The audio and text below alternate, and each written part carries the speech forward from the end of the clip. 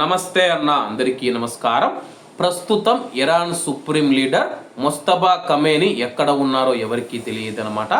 ఒక్కొక్కరు ఇరాన్ నుంచి వస్తారు, ఒక్కొక్క ప్రకటన చేస్తూ ఉంటారు, వెళ్ళిపోతూ ఉంటారు. ఇప్పుడు మనం చూసుకుంటే కానీ ఇరాన్ ఒక సంచలనమైన ప్రకటన చేసింది. కువైట్ మరియు గల్ఫ్ దేశాలకు ఇది బిగ్ వార్నింగ్ అని చెప్పుకోవచ్చు అనమాట. మేము చెప్పింది వినకుండా ఉంటే కానీ ఫస్ట్ దుబాయ్ని ఆక్రమిస్తామని చెప్పేసి ఇరాన్ ప్రకటించిందనమాట. ప్రస్తుతం దుబాయ్ చూసుకుంటే ఎంత అభివృద్ధి చెందిందో అందరికీ తెలిసిన విషయమే. అలాగే ప్రపంచంలోని అతిపెద్ద ఎయిర్పోర్ట్ కూడా దుబాయ్లోనే ఉందన్నమాట.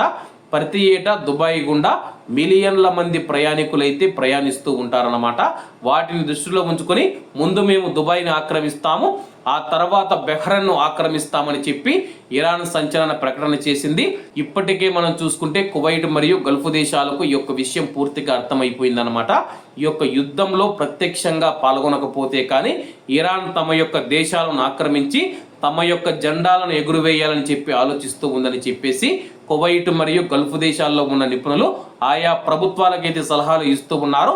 ఇప్పుడు మీరు కీలకమైన నిర్ణయం తీసుకోకపోతే కానీ యుద్ధంలో ఉంటామని చెప్పేసి ఏదో ఒక నిర్ణయం తీసుకోవాలి.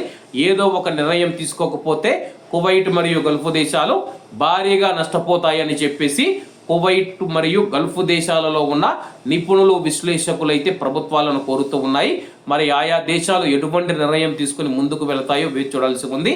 ఏది ఏమైనా సరే కానీ ఏప్రిల్ 6వ తేదీ వరకు అమెరికా మనం చూసుకుంటే ఇరాన్ దేశానికైతే గడువు ఇచ్చిందనమాట.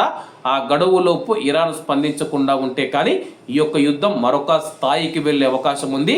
ఇప్పటికే అమెరికా మనం చూసుకుంటే భారీ బలగాలు, యుద్ధ నౌకలు, అలాగే అణుయుద్ధ నౌకలను అయితే తీసుకొని వస్తూ ఉందన్నమాట. ఈ యొక్క అణుయుద్ధ నౌకలు అత్యంత ప్రమాదం అన్నమాట. దీనివల్ల అణుయుద్ధానికి కూడా దారి తీయవచ్చు. అలాగే ఇరాన్ వద్ద అణ్వాయుధాలు లేకపోవడంతో ఇరాన్ భయపడే స్థాయి కూడా ఉండొచ్చు అనమాట. కాబట్టి అందరూ బాగుండాలి, ఎందులో మనం ఉండాలి. అందరికీ నమస్తే అన్న, జై హింద్.